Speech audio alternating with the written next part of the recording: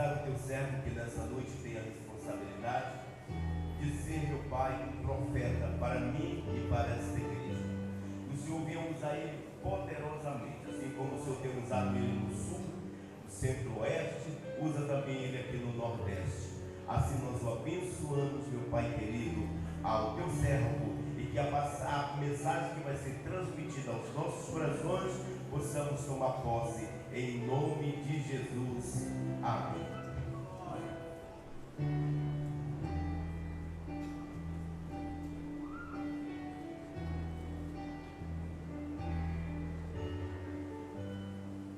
Glória a Deus. Meus irmãos, eu cumprimento a todos com a paz do Senhor. Meus irmãos, a paz do Senhor. Ainda de pé onde você está, quem trouxe a sua Bíblia? Abra comigo a sua Bíblia, por favor. Glória a Jesus.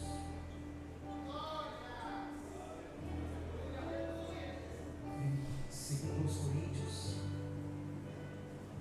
capítulo de número 4,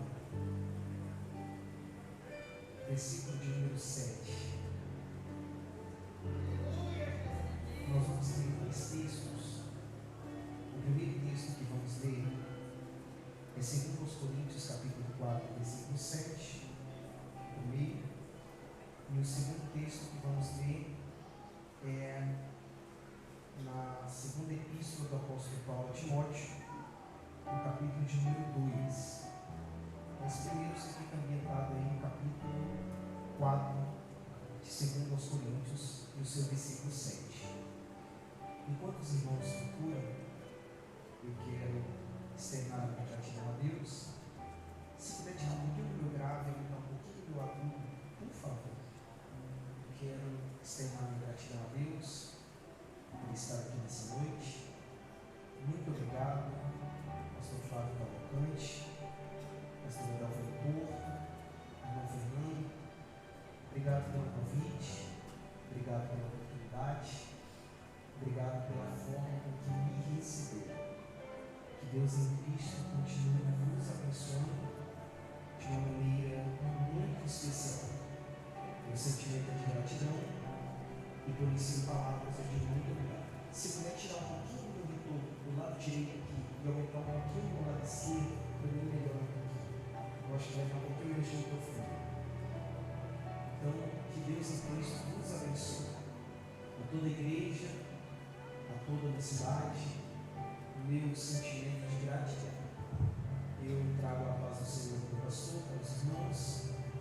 Como o pastor já falou, eu congrego na Assembleia de Deus do Brás. Eu trago a paz do Senhor do pastor local, pastor Pacílio, e do meu líder maior, bispo Samuel Ferreira.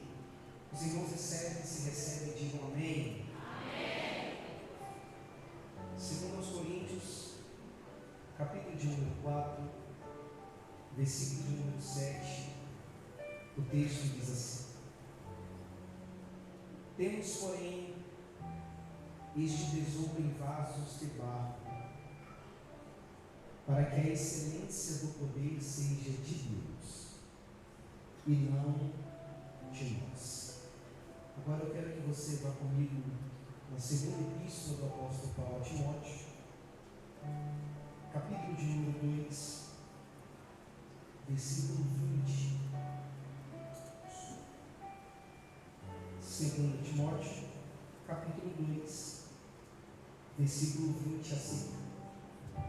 Eu vou ler para a gente não perder tempo. Ora, numa grande casa não somente há vasos de ouro e prata, mas também de pau de barro, uns para a honra, outros, porém, para a desonra. De sorte que, se alguém se purificar destas coisas, será vaso para a honra, santificado e idôneo para o uso do Senhor, e preparado para toda boa obra. Coloque sua Bíblia na cadeira, ainda de pé, feche seus olhos e vamos orar. Senhor Deus, Pai amado, Deus Todo-Poderoso, Senhor, graças nós te damos por estar na tua presença. Senhor, eu vou pregar a tua palavra, e eu te peço o poder da tua palavra. Levanta o caído, dá força a desanimado, exalta o humilhado, abate o soberbo, alegra o triste, dá paz ao aflito, cura o enfermo, liberta o processo, dá ânimo àquele que está cansado, dá forças àquele que está desanimado. Senhor, de mim eu não tenho nada, eu não sou nada, eu não posso nada. Eu prego, mas o dom nem meu é, Senhor. Eu prego, mas a casa é tua, o povo é teu, a igreja é tua, o pregador é teu, os pastores são teus, a liderança é tua. Eu sou pequeno, mas o Senhor é grande. Eu sou fraco, mas o Senhor é forte. Eu não sou nada, mas o Senhor é um Deus todo-poderoso. O Senhor é convidado especial desta festividade, porque se tiver pregador e não tiver a tua presença, não tem nada. Se tiver cantor e não tiver a tua glória, não tem nada. Se tiver lotado de gente e tua presença não estiver conosco, não tem nada. A tua presença é o diferencial, é o que dá vida ao ambiente, é que deixa o negócio mais gostoso. E talvez alguém entrou aqui, meu Pai, por conta até dos problemas que está vivendo, ainda não conseguiu dar glória a Deus, mas eu te dou graças, mas eu te dou glórias, eu te dou graças porque eu estou vivo, eu te dou graças porque eu estou de pé, eu te dou graças porque grandes foram as batalhas para que eu não chegasse até aqui, mas o laço quebrou e eu escapei para a honra e glória do teu nome. Fala com a tua igreja e continua conosco em nome de Jesus. Amém. Tome o seu assento, por favor.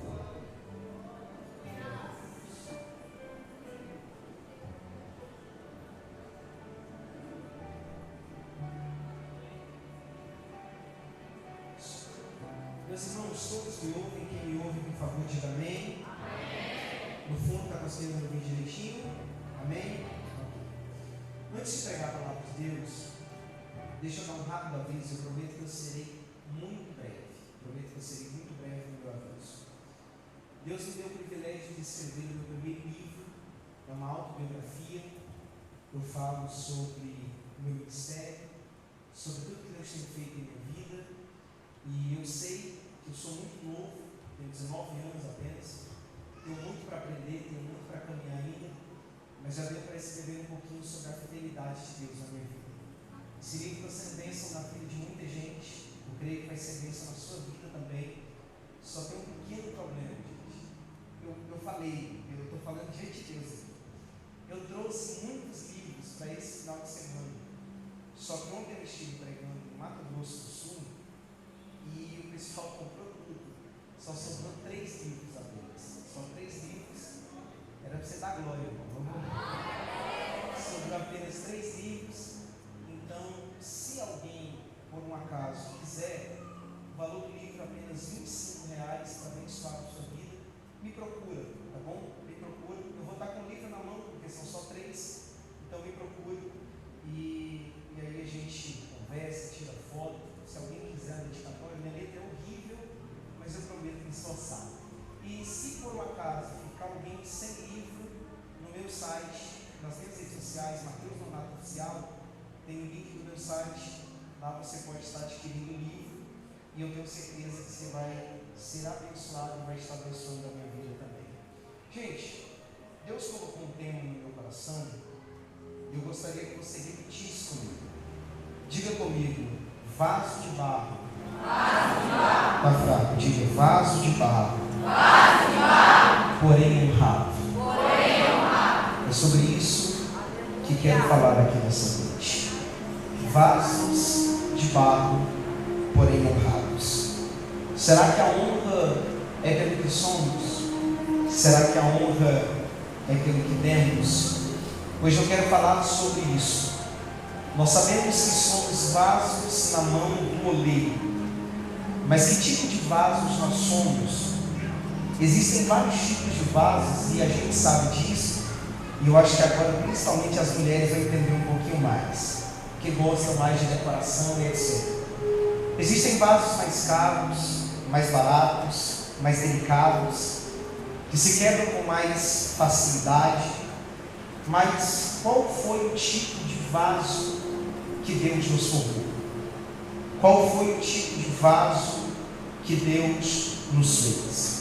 Acima de tudo, será que Deus nos tornou vasos de honra ou vasos de desonra?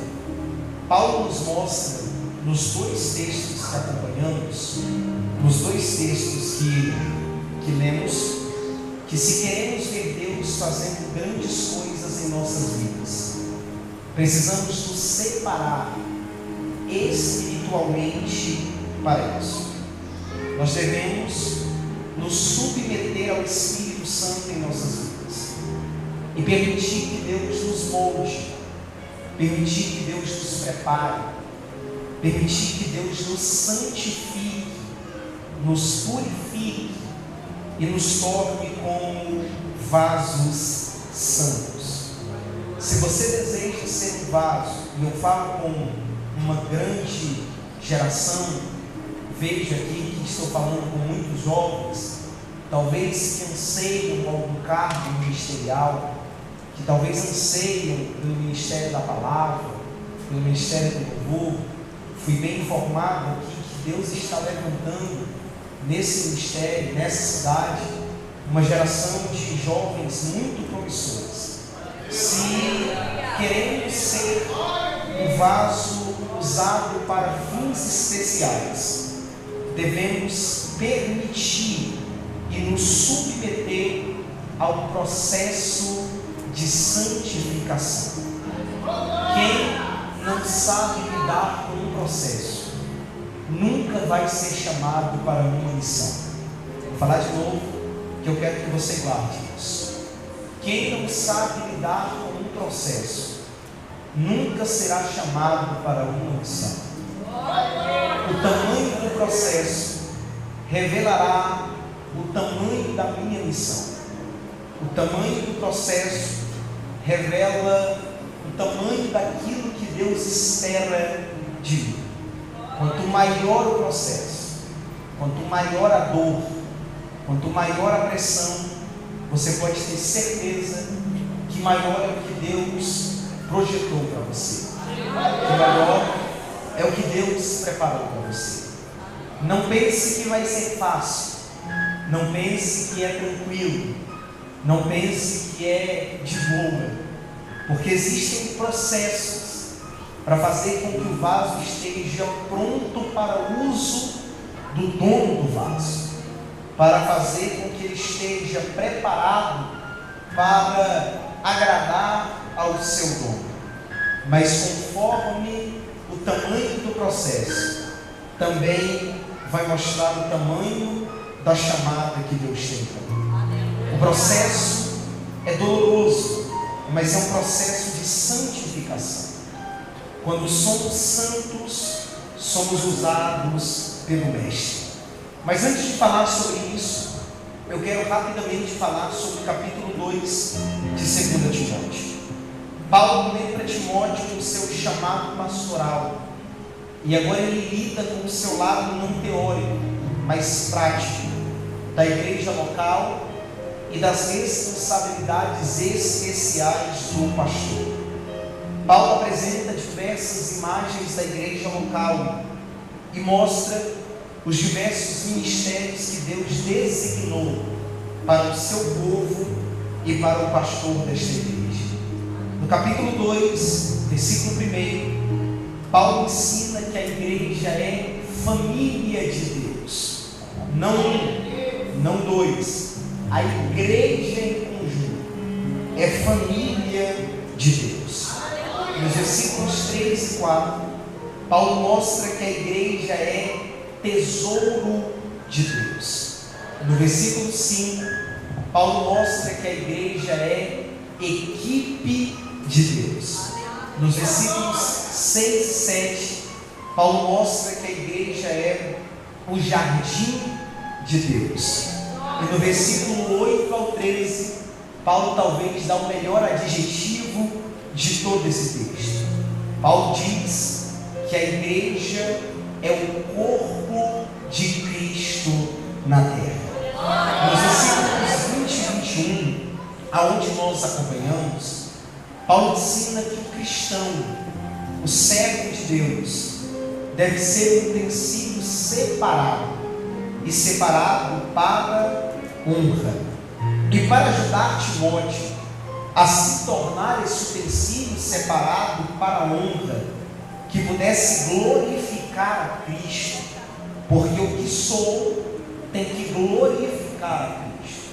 A maior missão do servo de Deus é aquilo que ele é, aquilo que ele faz, glorificar a Cristo. A nossa vida precisa ser uma vida de glorificação constante ao nosso Senhor. Paulo ajuda Timóteo dando alguns conselhos para ele. Paulo aconselha Timóteo a fugir das paixões da mocidade, a seguir coisas espirituais. Para nós entendermos os versículos 20 e 21, nós precisamos voltar nos versículos 18 e 19.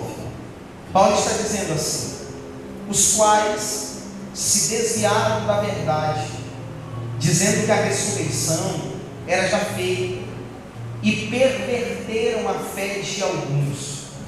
Todavia, o fundamento de Deus fica firme, tendo este selo: o Senhor conhece os que são seus, e qualquer que profere o nome de Cristo, aparte-se, se distancie, se afaste da iniquidade. Aqui Paulo está falando sobre os falsos mestres que estavam negando a ressurreição do corpo. Esses falsos mestres, esses falsos pregadores da palavra, acreditavam que quando uma pessoa se tornava cristã, renascia espiritualmente. Até aí ok, mas essa para eles era a única ressurreição que poderia vir. Para eles, a ressurreição era simbólica, espiritual e não física. No entanto, Paulo ensina que isso é uma heresia, que isso é uma mentira, que os crentes ressuscitarão depois de sua morte, e que os seus corpos e suas almas viverão eternamente com Cristo. É por isso que Paulo fala em 1 Tessalonicenses, capítulo 4, versículo 14 a seguir: porque se cremos que Jesus morreu e ressuscitou, assim também aos que em Jesus dormem, Deus os tornará a trazer com Ele. Dizemos-nos, pois, isto pela palavra do Senhor, que nós, os que ficarmos vivos para a vinda do Senhor, não precederemos os que dormem. Aí olha agora, Paulo diz: porque o mesmo Senhor descerá do céu com uma alarido, com voz de arcanjo, com a trombeta de Deus, e os que morreram em Cristo ressuscitarão primeiro. E os que morreram em Cristo ressuscitarão primeiro. E os que morreram em Cristo ressuscitarão primeiro. Depois nós, os que ficarmos vivos, seremos arrebatados juntamente com Ele nas nuvens, a encontrar o Senhor nos ares, e assim estaremos para sempre com o Senhor. Aí Paulo, para dizer que isso é verdade, Paulo ainda fala para a igreja: consolem uns aos outros com estas palavras. Então Paulo desmascara um erro gigantesco desses falsos mestres, porque a verdade é que esses falsos mestres estavam fazendo algo que ainda hoje muitos estão costumando fazer. Esses falsos mestres estavam tentando moldar as doutrinas das Escrituras às suas opiniões, ao invés de fazer as suas opiniões serem moldadas pela palavra. E ainda hoje a gente gosta de fazer isso. O que eu acho que é bom para mim, eu recebo. Quando é bênção, eu recebo. Quando é milagre, glória a Deus. Quando é vitória, eu pulo da cadeira e saio marchando. Mas quando é cajado, o negócio complica mais. Quando é conserto, eu digo que não é para mim. Quando aperta um pouquinho mais, eu digo que o problema é de fulano, é de ciclano, é do irmão do lado. Mas meu, de maneira nenhuma. Os tempos mudaram, mas os problemas são os mesmos. Só que conforme tem gente para ouvir, tem falso mestre para ensinar, dizendo mentiras, distorcendo verdades, pervertendo o evangelho de Cristo, dizendo que a verdade de Deus não é mais aplicável. Esses dias, há um tempinho atrás, disse que a Bíblia precisava ser atualizada. Só que ainda bem que Paulo diz no versículo 19: todavia o fundamento de Deus fica firme dentro deste selo. Não importa quantas pessoas sigam os mentirosos, não importa quantas pessoas estão se deixando levar pelas heresias, até porque só tem falso mestre para ensinar, porque tem crente fraco de Bíblia para encher as igrejas desses falsos mestres. Só que a verdade de Deus nunca mudou, nunca muda e nunca mudará. A verdade de Deus nunca se abala e nunca esmorecerá. Oh glória! Pecado continua sendo pecado, adultério continua sendo adultério, mentira continua sendo mentira. A gente vive hoje o tempo de mundanismo disfarçado de modernismo. Já parou para perceber que hoje todo mundo é crente porque virou moda ser crente? Que hoje todo mundo é da igreja porque virou moda ser da igreja, porque virou moda ser cristão, porque virou moda ser gospel. Só que tem um porém: a moda passa, mas a verdade continua. O mundanismo disfarçado de modernismo passa, mas a palavra continua firme. Mas por que continua firme? Paulo explica: o fundamento de Deus fica firme tendo este selo. Duas coisas Paulo destaca: tem fundamento e tem selo. Primeiro tem fundamento, primeiro tem alicerce. Segundo Mateus capítulo 16, versículo 18, a igreja repousa sobre um firme alicerce, e por isso o mal não consegue prevalecer. Mas a igreja não tem apenas um firmamento, a igreja tem um selo, a igreja está selada. Paulo diz que tem um selo sobre ela. Deus inscreveu o seu nome, seus propósitos, seus projetos sobre a igreja. E sabe qual é o melhor de tudo? Os hereges, a mídia, os fofoqueiros, os linguarudos, aqueles que não acreditam, não são capazes de apagar essa inscrição divina. Não tem anjo no céu, não tem homem na terra, não tem demônio no inferno que possa apagar aquilo que Deus escreveu. Porque o que Deus escreveu, borracha nenhuma apaga. Deus nos escreveu com um intuito, com um propósito. E que propósito é esse? Ser reconhecido como povo dele, ser reconhecido como pertencente a ele. Esse selo serve de lembrete perpétuo do fato que nós não pertencemos a nós mesmos. Se eu não pertenço a mim mesmo, eu não posso agir da maneira que me parece agradável. Se eu não pertenço a mim mesmo, eu não posso fazer aquilo que quero, eu não posso andar aonde quero, eu não posso ter as amizades que quero, porque não vivo mais eu, mas Cristo vive em mim. E é por isso que Paulo continua dizendo: o Senhor conhece os que são seus, porque nem todo mundo que está dentro da igreja é de Deus, mas Deus sabe quem é dele e quem não é. Por que, pregador? Porque o nome de Deus está escrito sobre cada membro. Porque o nome, já era para você ter dado glória, mas eu vou continuar. Porque o nome de Deus está escrito sobre a igreja.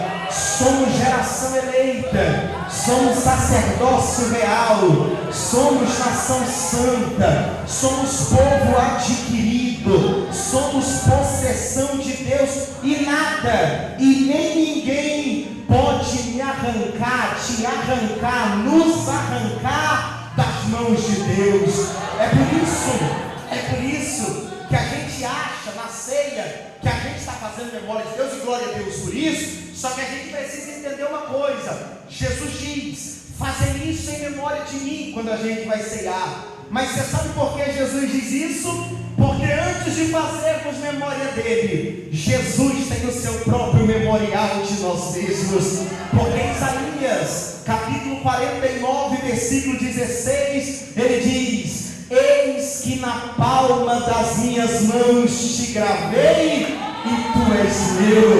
É por isso que o salmista declara no Salmos 24: do Senhor é a terra e a sua plenitude. Vou falar de novo: do Senhor é a terra e a sua plenitude, e aqueles que nele habitam. Vou falar, e se você entender, você dá glória. Se depender da mídia, Deus não tem nada. Se depender de alguns, Deus não tem nada. Se depender dos ímpios, Deus não tem nada. Até porque estão querendo tirar tudo que é de Deus. Deram o mar para Iemanjá, deram casamento para Santo Antônio, deram as mulheres para São Bento, mas Deus está no céu dizendo: eu não dei nada para ninguém. Eu não dei nada para ninguém. É tudo meu, é tudo propriedade minha, é tudo povo adquirido, e eu não abro mão deles. Eu vou mais além para ver se alguém tem glória a Deus para liberar. Eu vou mais além se alguém tem aleluia para liberar.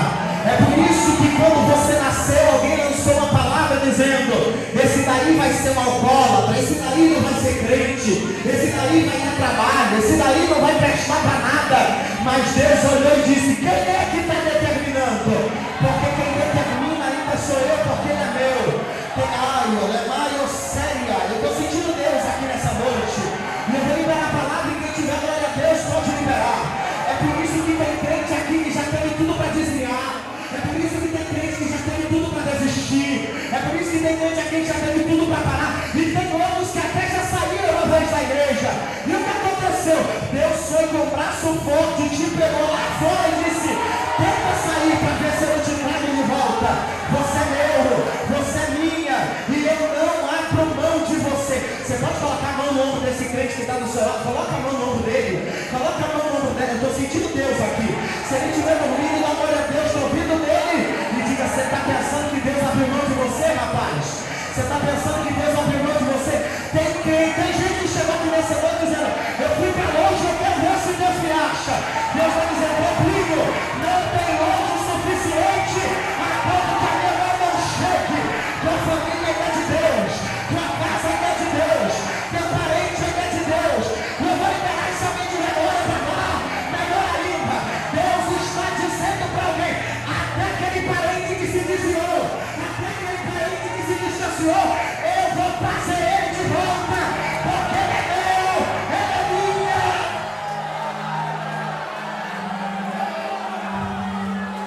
Eu chamo de uma séria. Tem gente mexendo com você porque acha que está mexendo com vocês. Tem gente tocando em você porque acha que está tocando em você.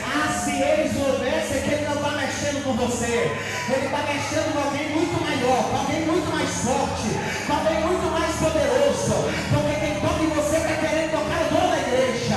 Porque quem mexe no Relemaio séria está mexendo com o dono da igreja, e ele tem ciúme da sua noiva, e ele tem ciúme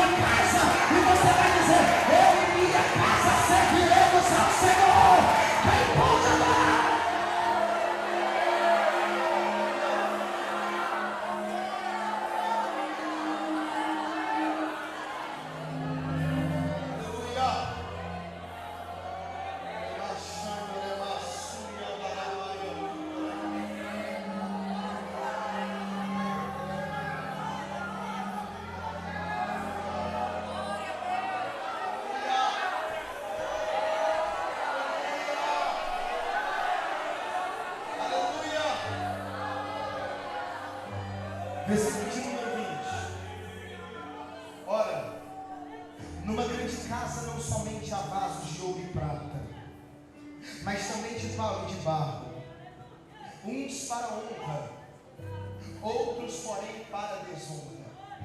O texto aqui é interpretado de duas maneiras. A primeira que Paulo está falando é sobre diferentes tipos de crente, e a segunda que Paulo está falando é sobre diferentes tipos de mestres, verdadeiros e falsos mestres. Calvino entende que os vasos de desonra fazem referências aos falsos que se misturam com os salvos na igreja. John Stott considera que Paulo ainda está falando sobre os dois grupos de mestres que ele já tinha falado no parágrafo anterior: os autênticos como Timóteo e os falsos como Himeneu e Fileto. Paulo também está falando que o vaso de honra é o que se aparta dos erros doutrinários, morais, dos falsos mestres. O vaso de honra precisa buscar a pureza doutrinária com a pureza moral. Aqueles que assim alcançam, aqueles que assim procedem, são santificados para toda boa obra. Porque a teoria não pode ser separada da prática. Não adianta ser crente na teoria e ser ímpio na prática. Não adianta ser homem de Deus na teoria e ser herege na prática. A boa obra tem que ser feita na teoria e na prática. A vida do ministro é o seu ministério. A vida do pregador é a vida de sua pregação. A vida do líder é a vida da sua liderança. Não se pode separar o ministério da vida. Não se pode separar a teologia da ética. Não se pode separar a doutrina da moral. Não se pode separar o credo da conduta. Paulo usa duas metáforas, mas deixa eu te falar um pouco sobre a essência desses vasos que Paulo está falando. Quando Paulo fala sobre vasos de ouro e vasos de prata, era porque os vasos de ouro e prata eram metais usados para utensílios próprios da mesa, como pratos, e também eram usados para conter óleos preciosos. Madeira e barro eram materiais usados para guardar água, substâncias líquidas diversas, ou simplesmente para guardar coisas mais comuns em casa. Vamos lá, que eu quero que você entenda isso. Você precisa entender isso, que aí você entendendo isso lá na frente melhor. Os vasos de ouro, os vasos de prata eram separados para utensílios próprios da mesa, como pratos, ou então para guardar coisas preciosas. Alguns dos vasos de ouro ou prata eram usados para levar vinho ao seu proprietário, para levar o azeite da unção para alguém. Então vamos lá. Enquanto os vasos de ouro e os vasos de prata eram usados para levar coisas preciosas, eram usados para levar coisas nobres, eram usados para levar coisas finas, os vasos de barro eram usados simplesmente para guardar água. Os vasos de barro eram simplesmente para guardar água da chuva para lavar a boca. Então, os vasos de ouro e prata, pela lógica, eram usados para finalidades honrosas, para propósitos honrosos, e os vasos de barro e de madeira para finalidades desonrosas. Nessa metáfora, os vasos de desonra são os falsos líderes, são os falsos mestres. Mas para nós, igreja, para nós, povo de Deus, essa não pode ser uma metáfora perfeita. Por que, pregador? Simples, porque para Deus não tem diferença entre vaso de ouro, de prata e de barro. Porque Deus não olha como vaso de ouro, de prata e de barro. Porque para Deus todo vaso é barro. Oh glória! Vou falar de novo para ver se tu melhora o glória. Deus não olha vaso de ouro, vaso de prata, vaso de barro. Porque se Deus olhasse dessa forma, quebraria o princípio. Porque um seria maior que o outro. E Deus quebra cadeias, quebra correntes, quebra grilhões. Mas Deus não quebra princípios. Só que quando Deus olha para você, quando Deus olha para a liderança, quando Deus olha para o pregador, quando Deus olha para o cantor, quando Deus olha para o pastor, Deus não olha como vaso de ouro, vaso de prata, vaso de barro, porque para Deus todo vaso é barro, porque para Deus todo mundo é barro. Quem é usado para pregar é barro, quem é usado para limpar o banheiro da igreja é barro, quem é usado para cantar com o microfone na mão é barro, quem é usado para vender algo na cantina é barro também.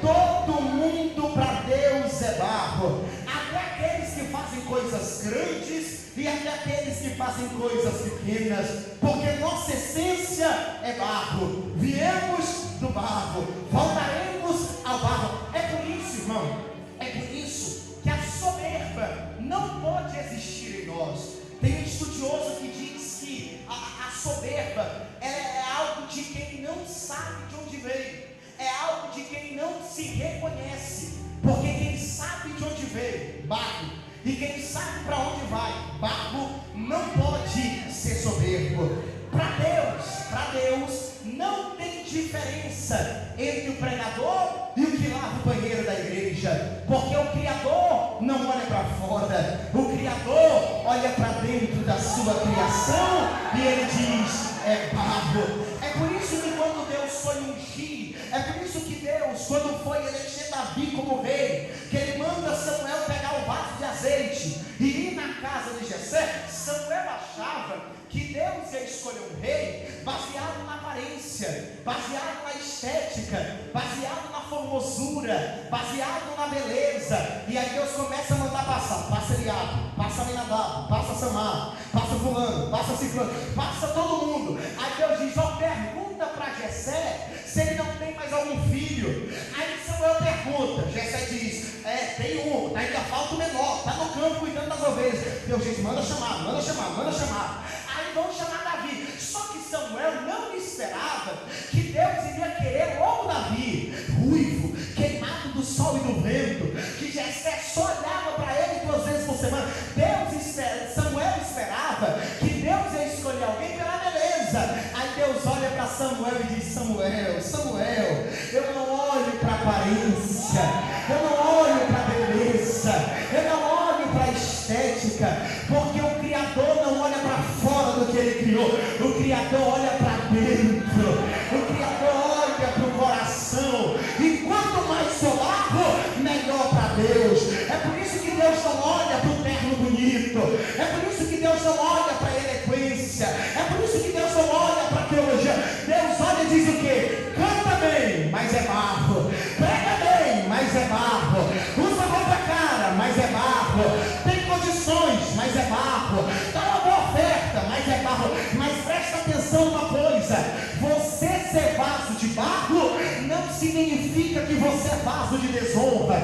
Pelo contrário, seu trabalho pode ser só lavar a igreja, mas a igreja só está limpa por causa de você, vaso de barro, porém de honra. Você pode não ter pego no microfone hoje, mas o culto só está sendo uma bênção por causa do teu glória a Deus, por causa da tua oração, por causa da tua intercessão, porque você dentro do teu quarto estava dizendo: Deus, que o congresso venha ser uma bênção, que o Senhor venha salvar almas. Você não estava até na linha de frente, mas estava orando e dizendo: Deus, que venha ser bênção, que o Senhor venha despertar vasos, que o Senhor venha fazer grandes coisas. Vaso de barro, porém honrado. Você pode estar no último banco da igreja, na última cadeira da igreja, mas está dando glória, está dando aleluia, o culto está ficando gostoso. Vaso de barro, porém de honra. Tua família pode não te dar o devido valor, mas eles só estão de pé por causa da tua oração. Vaso de barro, porém de honra. Dá um toque em alguém aí, dá um toque em alguém e diz: eu tenho orgulho de estar do lado de um vaso de barro. Diz isso para ele.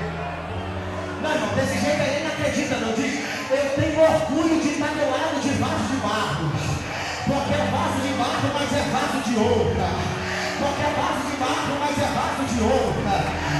Eu vou falar aqui, e se fica dentro vai dar glória, se fica dentro vai dar aleluia. Sabe qual é o melhor de ser vaso de barro? Sabe qual é o melhor de ser vaso de barro? É porque é vaso de ouro, é porque é vaso de prata,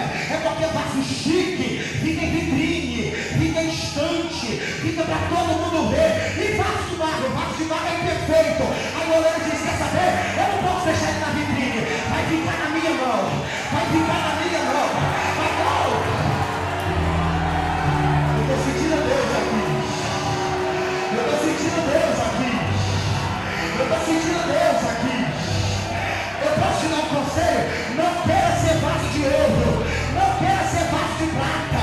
Não queira ser vaso de porcelana. Porque ouro, prata e porcelana fica em vitrine. E vitrine na hora alguém te tira. Instante na hora alguém te tira. Agora da mão de Deus eu quero ver alguém te tirar. Agora olha, chama. Ô glória, ô glória. Eu sei que é chato, mas é porque tem alguém que precisa ouvir isso. Procura umas 3 pessoas e diz: da mão de Deus ninguém te tira. Diz isso. Da mão de Deus ninguém te tira. Da mão de Deus ninguém te tira. Da mão de Deus eu súria. Eu sinto Deus aqui na igreja. Da mão de Deus ninguém te tira. E o melhor, quanto mais imperfeito, melhor. Quanto mais baixo, melhor. Quanto mais competente, melhor. Ai, eu estou sentindo Deus aqui. Eu estou sentindo Deus aqui. Deus está dizendo para alguém: você não tem apoio dos pais. Você não tem condição financeira. Você não tem a melhor casa. Você não tem o melhor carro. É dependente. É mais de barro. Está perfeito para ficar na minha mão. Está perfeito para ficar na minha mão. Quem é vaso de barro? Levanta a cadeira.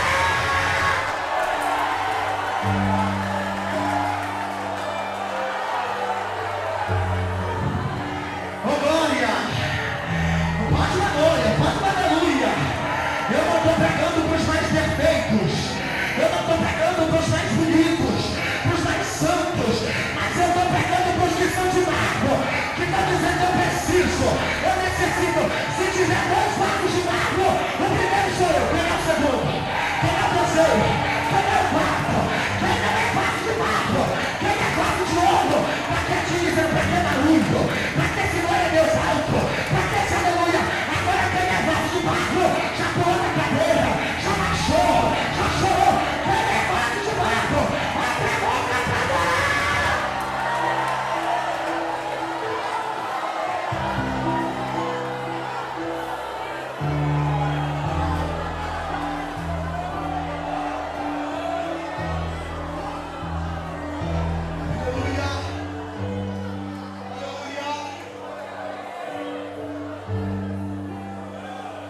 Continue de pé, continue de pé.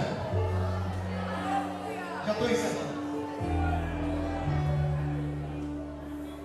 Na metáfora e na lógica humana, o vaso de ouro carrega preciosidade. E o vaso de barro só carrega água. O vaso de prata carrega coisas finas, coisas nobres. E o vaso de barro só serve para carregar água. Só que no espiritual é diferente. Quanto mais for barro,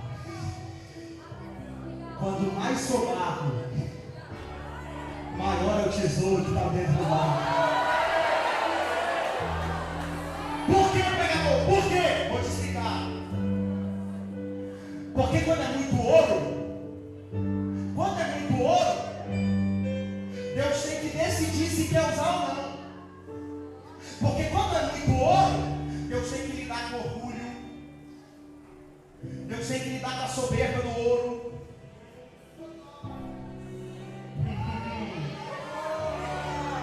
Porque vaso de ouro não quer ir em qualquer lugar. Porque vaso de prata não quer pegar em qualquer lugar.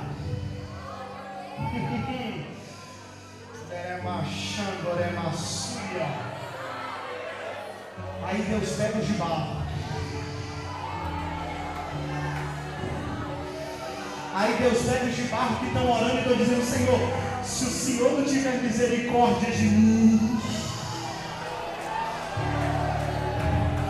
se o Senhor não me usar, eu não chego a lugar nenhum.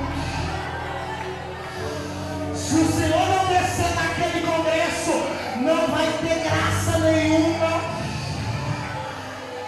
Aí Deus diz: quer saber de uma coisa?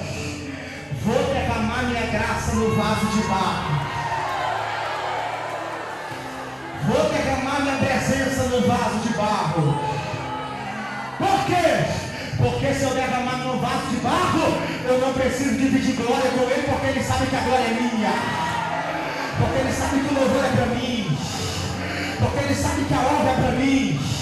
Porque ele sabe que a glória é para mim. É por isso que todo mundo que começa a amar e quer virar ouro, Deus abate. Mas quem quer continuar amado, Deus diz: eu te levanto, eu te dou graça, te dou autoridade, te dou unção. Encerra. Mas entenda. Paulo vai interromper a metáfora agora. E vai mostrar o propósito. Eu estou encerrando. Continua de pé que eu estou encerrando. Paulo diz assim, versículo 21. De sorte que se alguém se purificar dessas coisas, será vaso para a honra, santificado e idôneo para o uso do Senhor, e preparado para toda boa obra. Por que a metáfora é interrompida? Estou falando espiritual, tá? Porque não há limpeza que possa transformar um vaso de barro em vaso de ouro e prata. Só que Paulo não está falando mais do natural. Paulo está falando do espiritual. Por quê? Porque em Cristo você não precisa se tornar vaso de ouro para ser de honra, vaso de prata para ser de honra. Em Cristo você só precisa ser barro.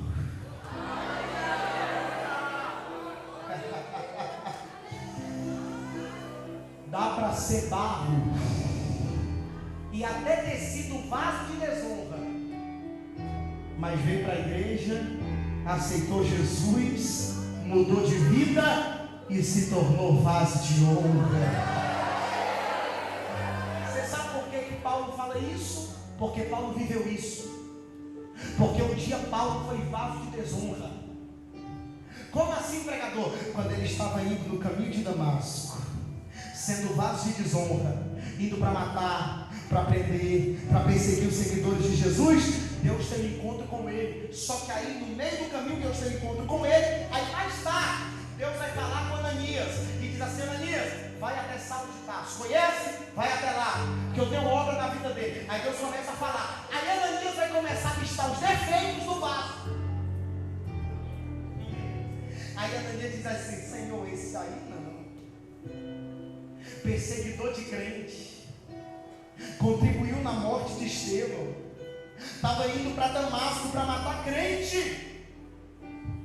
Porque tem gente que acha que Deus é muito louco de ter escolhido você. Posso falar? Tem gente que já fez de tudo para que Deus escolhesse você. Tem gente que ficou com raiva, revoltado, porque Deus quis você. Aí tem gente que começou a listar para Deus os teus defeitos. Você acha que Deus não sabia dos teus defeitos antes de ter escolhido? Ananias começa a listar: matador de crente, perseguidor, leva preso, mata todo mundo, contribuiu na morte de Estevão. Quero ver o Senhor investir agora. Aí Deus diz: Ananias, vai. Por que, Senhor? Porque ele é para mim um vaso de honra. Oh glória, oh glória, oh glória. Deus diz: mas Senhor, ele fez isso. Deus diz: para você desonra, mas para mim é vaso. Posso falar? Eu encerro. Essa é uma das maiores qualidades do meu Deus.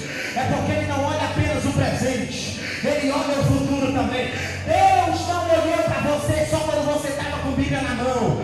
Deus não olhou para você só quando você estava de terno e gravata. Deus não olhou para você só quando você estava todo vestidinho para vir para o culto. Deus olhou para você há 5, 10, 15 anos atrás, quando você estava naquele bar, quando você estava com um maço de cigarro na mão, quando você estava com um copo de cerveja na mão.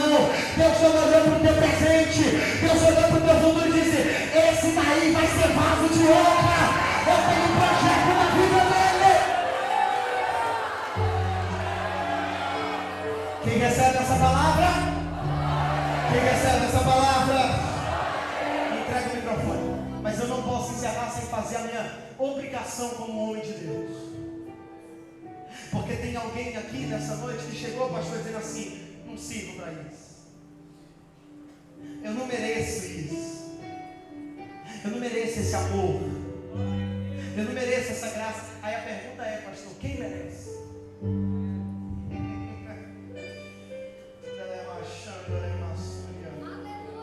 Mateus, mas eu errei tanto, falhei tanto, pequei tanto. Você acha que Deus não sabia de tudo isso antes de ter escolhido? Eu quero convidar, eu quero primeiro perguntar, na verdade. Primeiro eu vou perguntar quem ainda não aceitou Jesus como seu único e suficiente Salvador. Já que eu pergunto quem está afastado. Primeiramente, tem alguém que ainda não aceitou Jesus? Mateus, eu já frequentei a igreja, mas já aceitou? Confessou? Não. Então você ainda não aceitou. Levanta a mão que eu quero te ver. Alguém que ainda não aceitou Jesus, que ainda não é cristão, que ainda não é crente?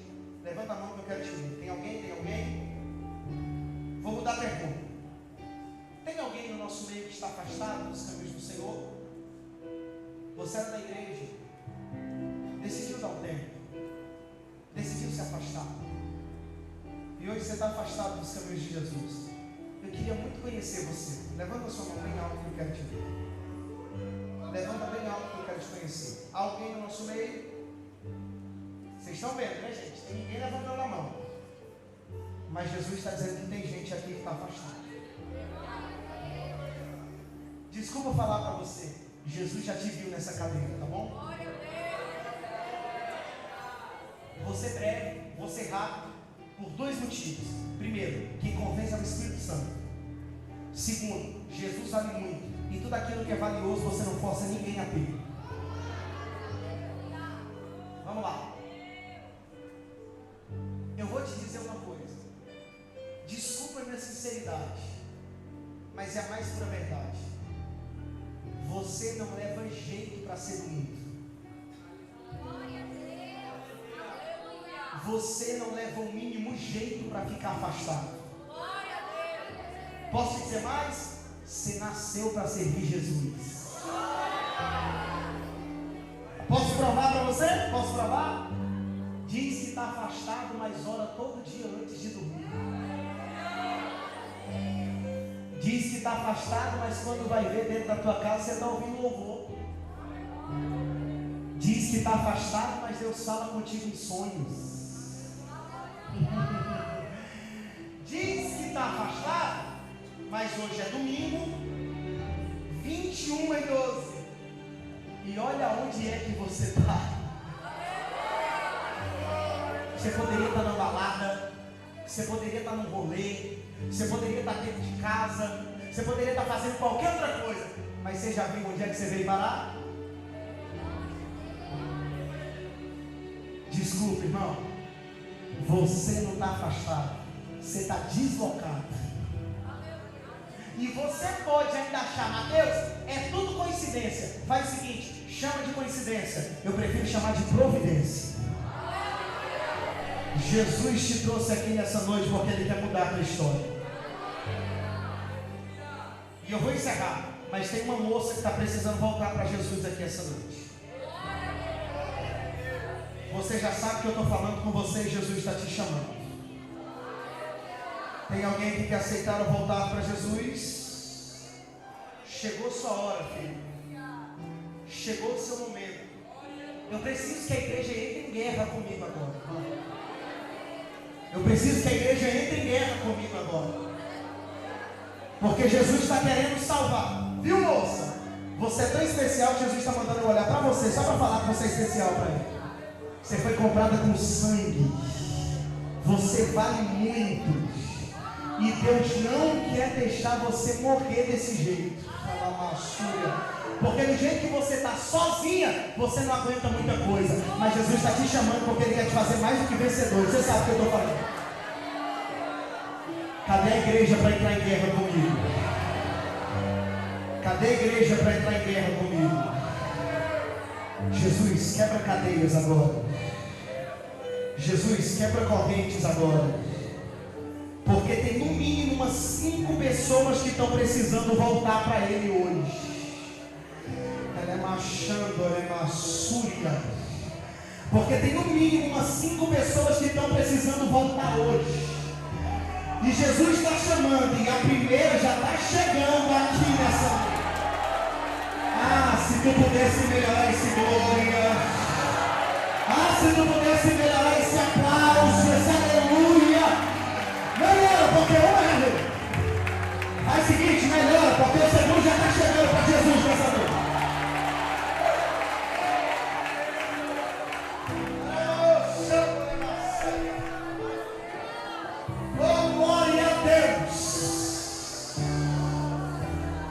Eu sei que tem mais gente. Jesus está chamando. Farmácia não vende remédio para a alma. O vazio da tua alma é a falta de Jesus. E Ele está dizendo: eu quero curar as tuas feridas esta noite. Ou você acha que Jesus não te viu nessa cadeira? É malocéria. Ou você acha que Jesus não viu quando você gritou dentro do teu quarto dizendo que você não conseguia? Jesus sabe, Jesus está te chamando. Vem.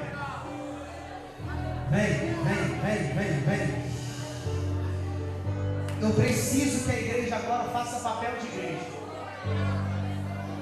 Se você que está do lado de alguém que ainda não é crente, ou de alguém que está afastado, toca no ombro dele, toca no ombro dela e diga: se você quiser eu vou lá com você agora. Diz isso. Se você quiser eu vou lá com você agora.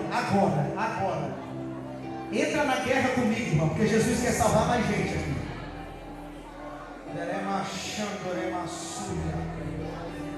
Porque tem alguém que esse ano uma depressão muito grande ia tomar conta dele. Mas o Jesus que conhece está chamando ele nessa noite. É a penúltima vez que eu vou convidar. Mas tem mais gente precisando vir. Tem mais gente precisando vir. Tem mais gente precisando vir. Escuta o que eu estou falando. Eu peço que você escute o que eu estou falando. Do jeito que está, não dá mais para viver. Do jeito que está, não dá mais para viver. Está chegando mais uma, é isso mesmo? Pode melhorar o glória, pode melhorar o aleluia. O tecladista, me ajuda aí. Porque tem um louvor que Deus está mandando eu cantar para alguém aqui. Tem um louvor que Deus está mandando eu cantar para alguém. Pode silenciar o meu fundo. Mas se Deus mudou a minha vida, também vai mudar a sua história. Deus não deu seu único filho para morrer por nós em vão outrora.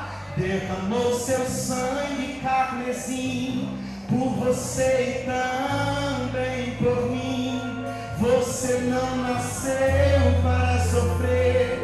Hoje meu Deus vai te fazer feliz. Vai te arrancar do fundo do poço.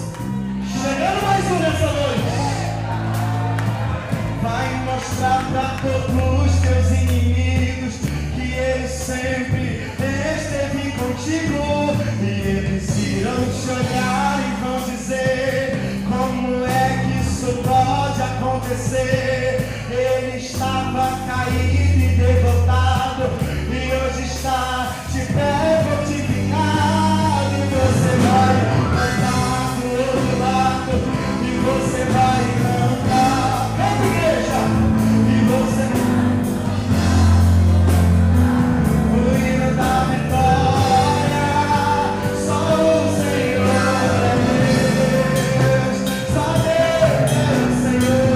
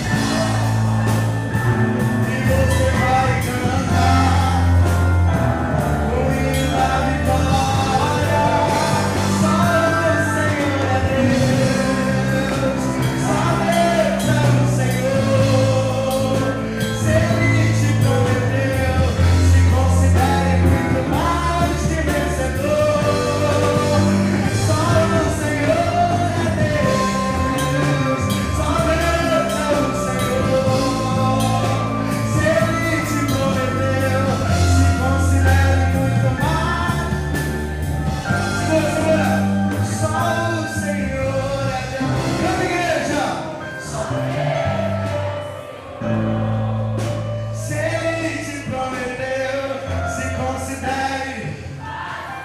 Mais uma vez, mais uma vez. Só o Senhor é Deus. Só Deus é o Senhor. Se Ele te prometeu, é a última vez que eu vou convidar. É a última vez que eu vou convidar. Mas você sabe por que Jesus mandou eu cantar essa música? Você sabe por que Jesus mandou eu cantar esse louvor? Porque tem alguém que parece que algo no teu ouvido diz todo dia: você não consegue, você não aguenta. Já veio pensamento suicida contra você. Mas o meu Jesus está dizendo: você é mais que vencedor. Você é mais que vencedor. Sabe por que você é mais que vencedor? Porque você não foi comprado com ouro, com prata. Você foi comprado com o sangue de Jesus. Eu vou contar até 3. Mas tem mais gente precisando vir. Isso, moça, vem, moça, vem. Ah, se a igreja desse glória. Vem.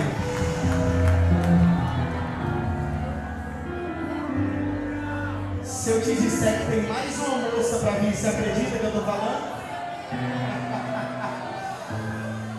Eu vou contar até 3, mas tem mais gente para vir. Quando eu chegar no 3, eu vou entregar o microfone ao pastor dessa igreja e ele vai fazer o que Deus colocou no coração dele. Mas eu conto 1. Jesus está te chamando hoje. Do jeito que está, não dá para ficar. Está na hora de voltar para esse lugar.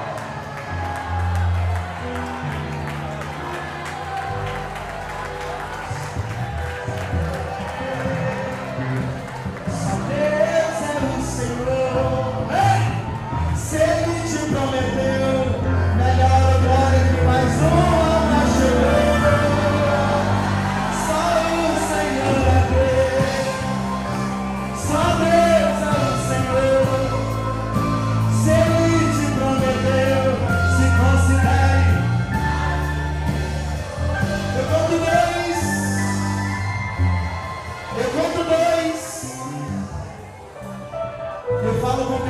Enterraram talentos.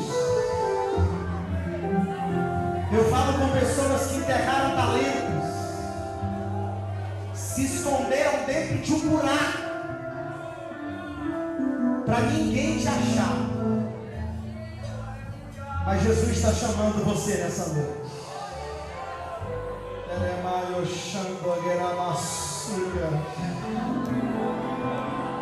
Aleluia.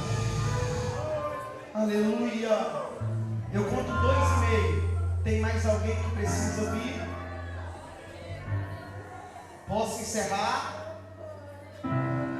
Amém. Eu vou entregar o microfone ao pastor dessa igreja. Ele vai orar por estas almas. Mas se por um acaso você quiser vir, corre. Corre. É impressão minha ou chegou mais um ali? Chegou mais 2 ali, é isso mesmo? Era que você está explodindo esse lugar de glória a Deus.